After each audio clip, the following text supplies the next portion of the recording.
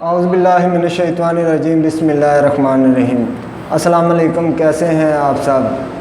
آج کا ہمارا ٹاپک ہے روزہ اور رمضان کی اہمیت۔ ویڈیو کا آغاز کرنے سے پہلے آپ سب سے ریکویسٹ ہے کہ میرے چینل کو سبسکرائب کریں اور میرے ویڈیو کو لائک کریں اور ساتھ بیل آئیکن کے بٹن کو پریس کریں۔ روزہ اسلام کے بنیادی ارکان میں سے ایک اہم رکن ہے۔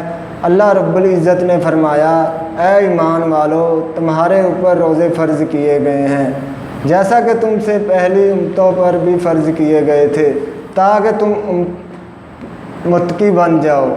روزہ گناہوں کی مغفرت کا ذریعہ ہے۔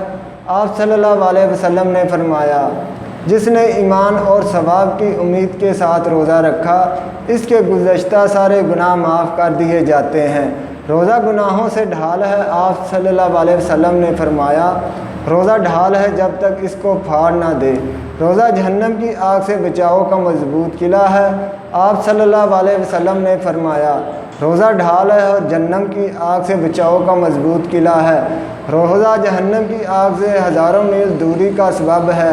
آپ صلی اللہ علیہ وسلم نے فرمایا، جس نے اللہ کی رضا کے لیے روزہ رکھا تو اللہ اس کو جہنم سے اتنا دور کر دیتے ہیں۔ روزہ بہترین سفارشی ہے۔ آپ صلی اللہ علیہ وسلم نے فرمایا، روزہ اور قرآن سفارش کریں گی اور ان کی سفارش قبول کی جائے گی۔